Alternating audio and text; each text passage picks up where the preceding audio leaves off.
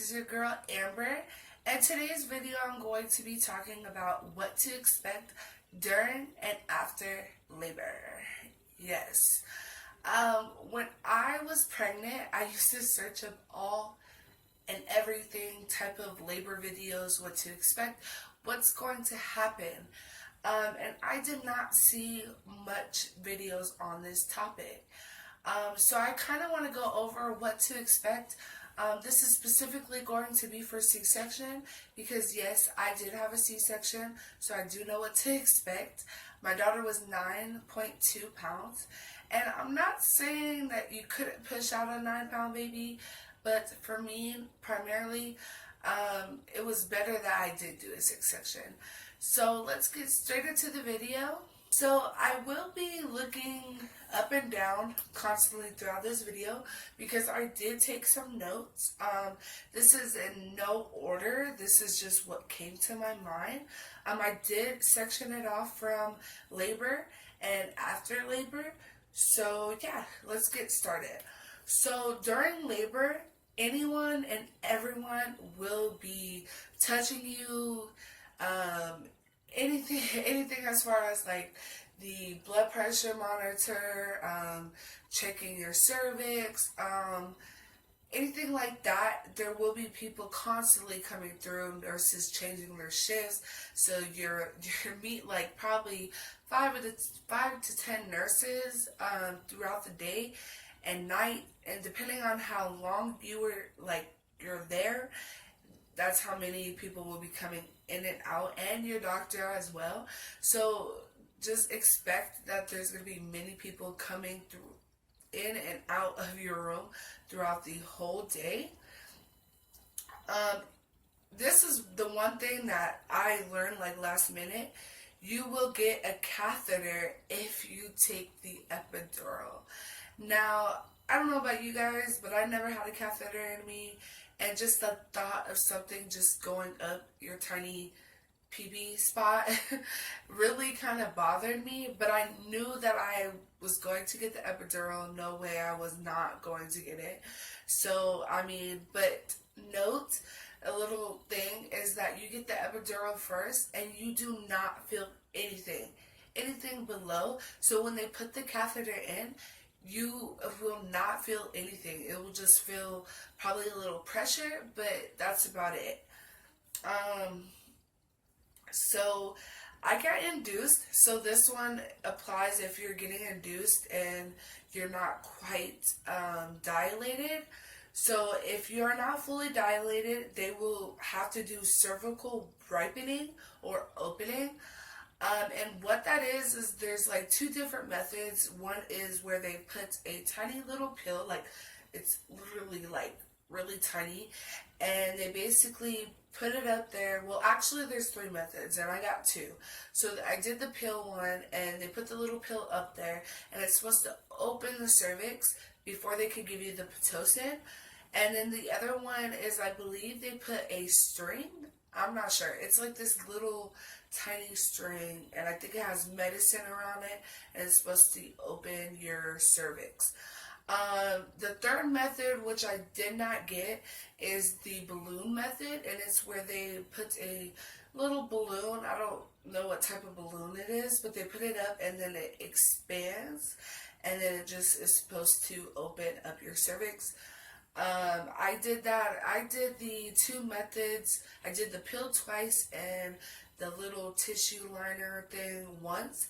And my cervix only opened up to 6 centimeters. And that is, I got the epidural, and that's why I basically had to have the C-section.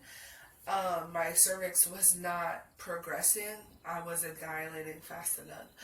So another thing is epidural port stays in your back so that you can administer the medicine. So I remember back then, I think you got the epidural and that was it. And then it was supposed to help the pain, but sometimes the pain could come back. Well, I don't know, nowadays I guess, you can get the epidural and the port stays in your back, and you can keep administering the medicine. Of course, you have to talk to your doctor, nurse, whoever, just to see if you could, because there is a certain period you do have to wait before you can administer more medicine. Um, so that's it for the labor part. But I do have a tip for you guys. Do make sure that you're clean. I know that's pretty normal to remember that, but because everybody and anybody is going, I'm gonna say in you, you do want to make sure that you're fresh down there, everything is clean, and if you can, try to try to shave that down area. If your spouse can do it for you, a good friend could do it for you. It's best, because if you don't do it, someone else is, and it's gonna be someone that you do not know. And I shaved down there by myself, and it was perfectly fine. It was good for during labor, after labor, like it was good. So you will only be able to drink liquids until doctor says you can eat something further, like solids. No, if you can keep liquids down, then they might let you start eating solids earlier. But please, let me just tell you guys, a lot of people want to sneak food in for someone. If that's you, then that's okay. But if you're having a C-section, your stomach is readjusting to everything and anything. So try to take it slow, because I'm telling you guys, you do not want to throw up when you have a C-section, because you're going to apply pressure when you're throwing up, that it's going to hurt your incision. You will not be able to take a shower for a while, so try to bring cleaning cloths if possible. So that's kind of a tip, to store some type of cleaning cloth, a towelette, anything like that, just to freshen up yourself so you feel good. Your day is starting out right. I was in the hospital for 5 days, and anything to try to make me feel better, happier, and anything helps with, the baby blues to stay away, because the last thing you need is to be depressed. This is a happy time. You want to be happy. So if you feel good, then that will just carry on throughout the whole day. I'm saying a lot. Pooping, TMI, pooping hurts, so try not to push at all. So this is pertaining to your incision. When you take your first poop, that you haven't pooped in a while. So when you're taking your first poop, you want to try not to push hard. You just want to sit there and let it gradually come, because if you do, again, it can hurt your incision. Walk as much as you can, because you do not want to get hemorrhoids, and walking can help your healing process go a little faster. So walk as soon as you can. Just try to walk with your baby and get out there, and don't just lay in bed the whole time, because again, that goes to your self-esteem, that goes to everything possible. You just want to get back to yourself.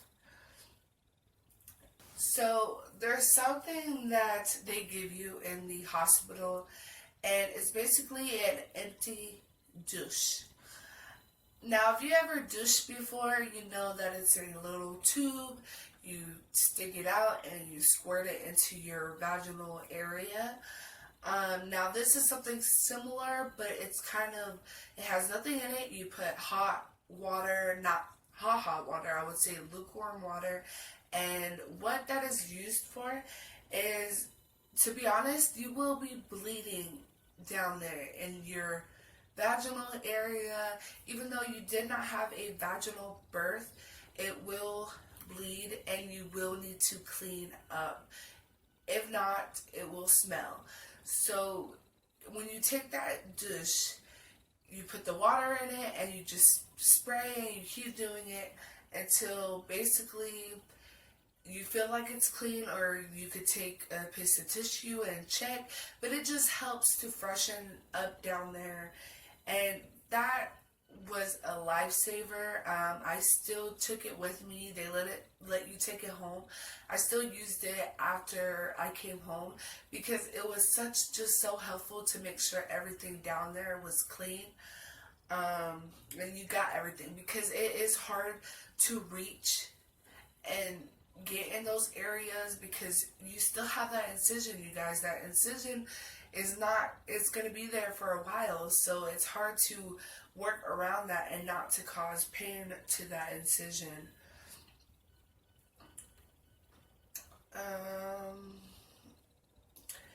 Blood, blood, blood clots can just come out sometimes. Now, I read that so slow, so next thing is blood clots can just come out.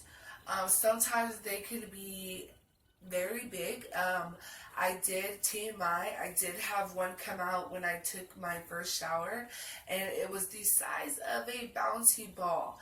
Now, if it's anything bigger than that, I would talk to a nurse, doctor, anyone like that.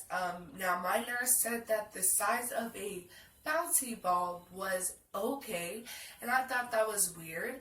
But they will just come out and you can feel it.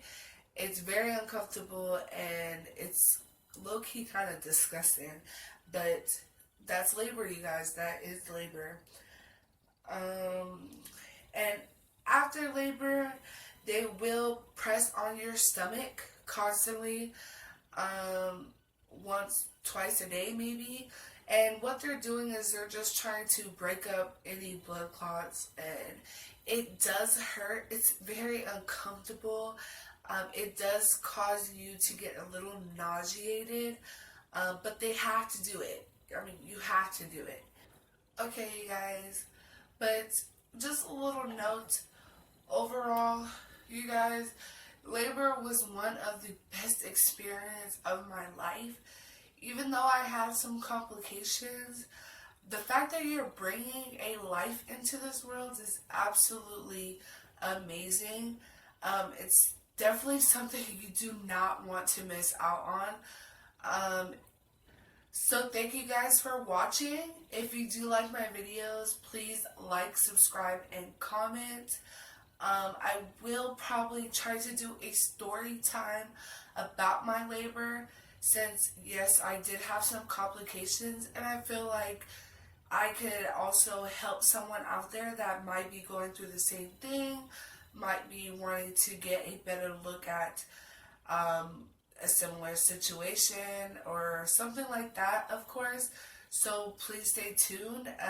Thank you guys, and bye, my diamond babies.